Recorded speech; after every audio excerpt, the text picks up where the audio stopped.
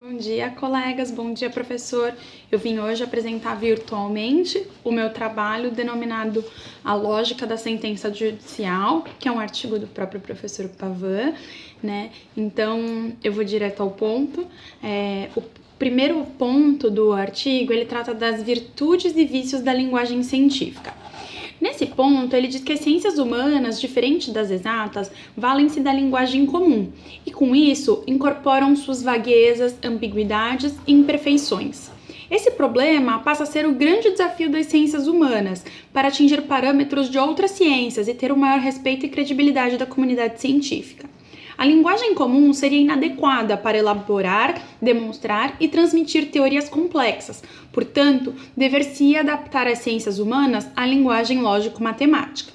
As línguas de cada povo são dinâmicas e mutantes e seguem critérios sintáticos, semânticos e pragmáticos, nem sempre racionais, gerando problemas de comunicação. Um exemplo disso são as nunca perfeitas traduções de uma língua para outra. A linguagem não deve se adaptar à ciência, mas esta só pode existir a partir da linguagem, que no caso específico das humanidades é tanto instrumento quanto objeto de estudo. É fato que a linguagem lógico-matemática oferece um nível de exatidão que jamais será alcançado pela linguagem comum, servindo bem às leis da natureza. De outro lado, não se deve desprezar a riqueza da linguagem comum para expressar entes abstratos e todo o universo da estética. Emoções, sentimentos e demais manifestações do espírito fogem à pura racionalidade e seriam inexpressíveis no limitado âmbito da lógica simbólica. Podemos falar em ciência do direito? Os juristas enfrentam uma contradição intrínseca. Pretendem descrever teorias do direito segundo rigorosos paradigmas científicos, mas não abandonam a linguagem comum, imprópria para instrumentalizar tal modelo. Ponto 2. Os desafios da ciência jurídica. Quais as razões de não se ter conseguido atingir no direito a mesma objetividade das ciências em geral, com o mesmo grau de certeza na interpretação e de segurança na aplicação ou previsibilidade? O caminho para superar a primeira dificuldade estaria na depuração da linguagem do direito, eliminando-se as palavras e expressões ambíguas, formulando-se conceitos mais técnicos e precisos, ou até mesmo uma nova linguagem jurídica artificial com estruturas lógicas perfeitas. Para a superação da segunda dificuldade, considerando-se excluídas as condições necessárias para uma verificação empírica controlável, o caminho a seguir passaria pela utilização rigorosa dos princípios lógicos universais e das regras silogísticas do raciocínio correto, no processo de subsunção do fato concreto à norma abstrata. Ao subtrair-se o componente psicológico volitivo da decisão judicial, com a prevalência de uma relação causal determinista, nos moldes iluministas defendidos por Beccaria no século XVIII. Fracassados os desafios, restará ao direito uma classificação na praxis da chamada teoria da argumentação, que modernamente se resgata dos gregos com pretensões de cientificidade e cujo campo de ação se restringe ao domínio da técnica retórica persuasiva, fazendo prevalecer o método dialético sobre o analítico. O ponto 3 trata da crise do positivismo jurídico. O ideal lógico-dedutivo da ciência jurídica, que tem como postulados teóricos a coerência e a completude do sistema, se apoia em 3 princípios políticos. 1. A inevitabilidade da decisão judicial, que obriga o juiz a resolver todo o caso que lhe é apresentado na esfera de sua competência. 2. A justificação judicial, que faz o juiz embasar as próprias decisões e demonstrar a sua não arbitrariedade.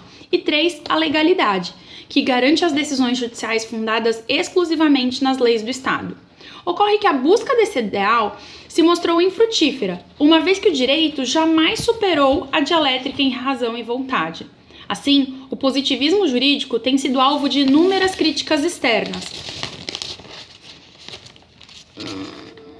exclusivamente formuladas por diversas correntes filosóficas, por não assumir a inoperância dos métodos lógicos tradicionais na compreensão ou solução dos problemas jurídicos.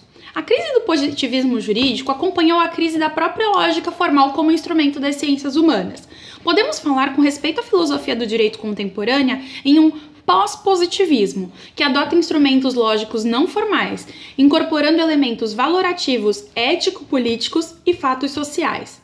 Expressões como lógica informal, lógica material, tópica jurídica, argumentação jurídica e nova retórica passaram a fazer parte do vocábulo do raciocínio parte do raciocínio jurídico. Do método demonstrativo, passou-se ao argumentativo, que admite formulação de uma argumentação correta, desde que possa ser justificada racionalmente de acordo com determinadas regras presentes na estrutura discursiva, necessárias para garantir a certeza do direito e evitar a arbitrariedade da interpretação judicial. No lugar da arbitrariedade, propõe-se a discricionariedade, algo como um código da razão dialética, ou seja, uma atividade dialógica delimitada pelos parâmetros técnicos da linguagem jurídica que transforma a interpretação em tarefa criativa, com função produtora de direito e que faz uso de instrumentos persuasivos. Não se busca uma única resposta correta, mas aquela que tenha a justificação racional mais convincente. Esse procedimento torna-se uma pré-condição da própria legitimidade do poder, por se apoiar em valores de justiça substancial próprios de cada comunidade social. Para que uma decisão possa ser considerada justificada, deve ser construída sobre uma estrutura argumentativa que respeite tais valores e esteja coerente com o direito vigente, harmonizando-se com o ordenamento jurídico e com as interpretações judiciais precedentes. No rol de argumentações jurídicas, técnicas da antiga retórica aristotélica são resgatadas, com o fim de estabelecer uma classificação objetiva entre argumentos fortes e fracos para que as decisões judiciais estejam apoiadas em critérios, se não universais, pelo menos racionalmente aceitos. Passando ao ponto 4, que tem como título uma indagação, um direito lógico?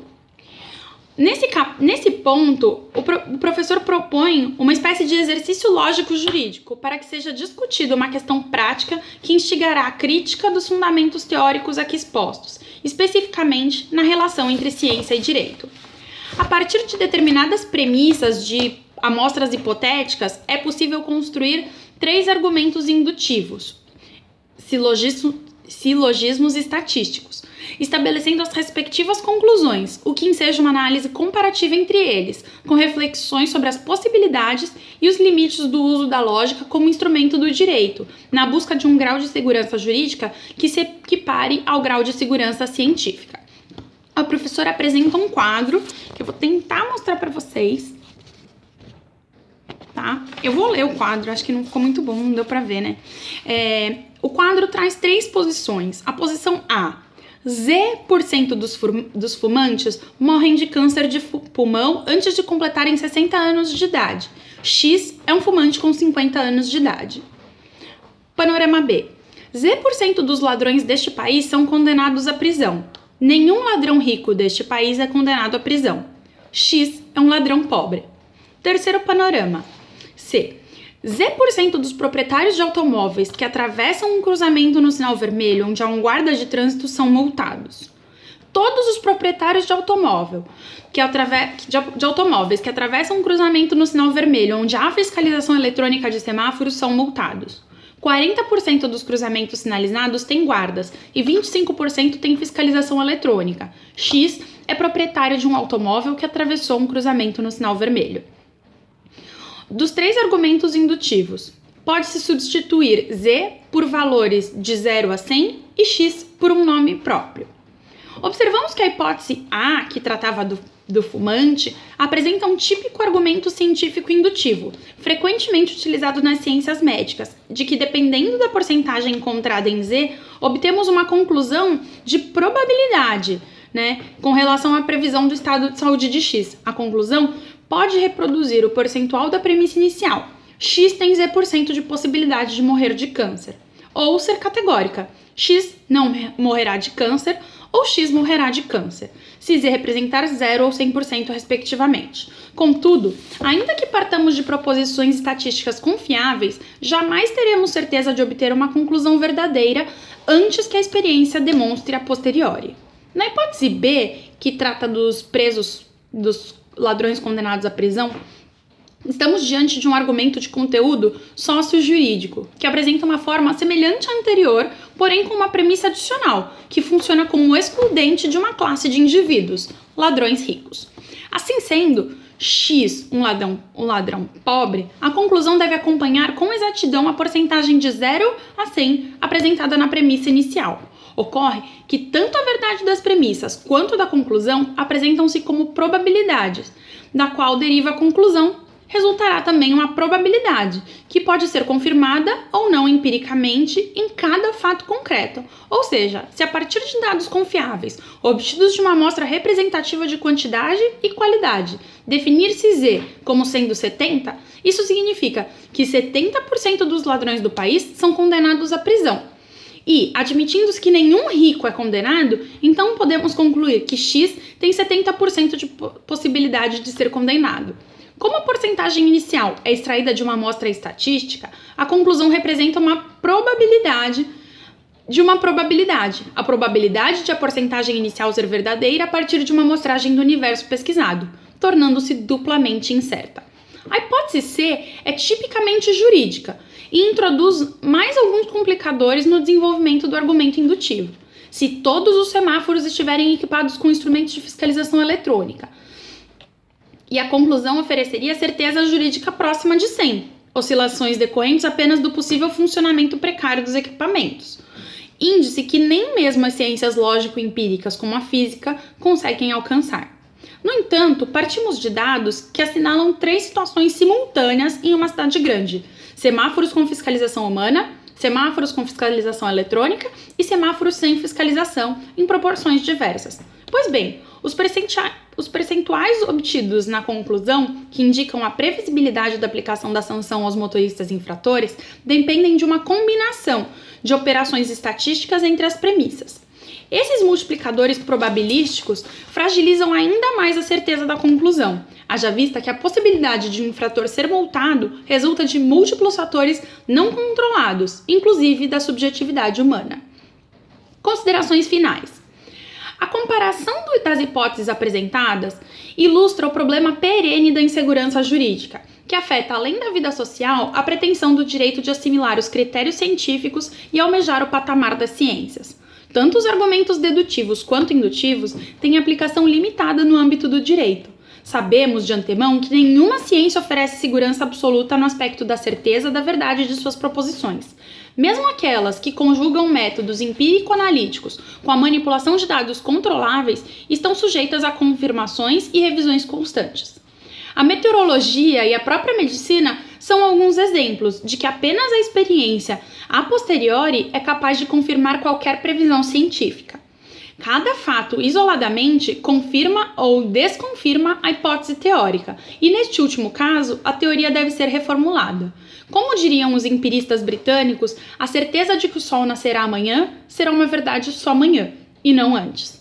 No campo da experimentação informático-jurídica, pode-se antever um uso cada vez mais amplo da informática na organização dos procedimentos judiciais e no trânsito de informações processuais.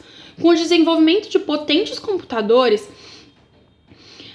programas sofisticados, instrumentos de comunicação digital como a internet, há uma perspectiva promissora da automação dos processos, inclusive com a plena utilização do método lógico-dedutivo na operacionalização do direito.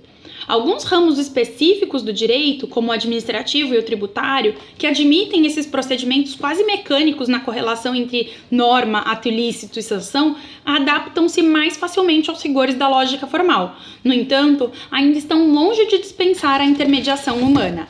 Na interpretação e aplicação do direito, a dialética jurídica implica procedimentos interativos governados por regras, das quais participam os sujeitos interessados, não sendo possível um processo monológico como a dedução lógica. Ainda que num futuro direito cibernético, o juiz humano venha a ser substituído pelo juiz robô, um ente lógico programado tal qual um computador de última geração, que hoje é capaz de vencer grandes mestres do xadrez, a sentença judicial, inequívoca manifestação do poder e dominação, agregara a intersubjetividade humana entre o ser humano julgador e o ser humano julgado, não só como fator conflitante ou opressor, mas também como fator primordial para reconstruir continuamente o sentimento de justiça entre os homens. Mantém-se viva, assim, a chamada eterna do ideal de justiça na transposição do abismo entre a expectativa abstrata e a realização concreta do direito. É isso, gente. Obrigada e bom debate para vocês. Boa apresentação, Rê. Tchau, gente.